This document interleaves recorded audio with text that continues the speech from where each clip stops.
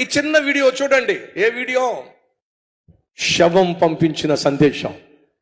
ఒకసారి చూడండి.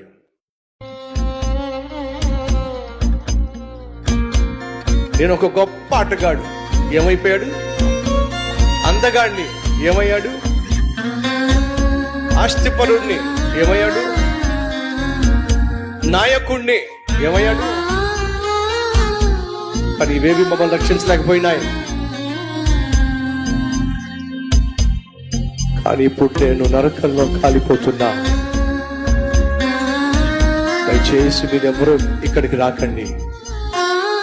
యేసయ్యను నమ్ముకోండి, పరలోకం చేరుకోండి. అర్థమైందా? ఆటగాడు కావచ్చు, ఆస్తిపరుడు కావచ్చు, అందచందాలు ఉండొచ్చు, నీకు ఏమైనా ఉండొచ్చు. చచ్చిపోతే మిగిలేది మాత్రం ఎముకలు మాత్రమే. అంటున్నారు, విలువలు లేని వాటి కోసం ప్రాకులాడకండి, విలువైన వాటి కోసమే ప్రయాసపడండి.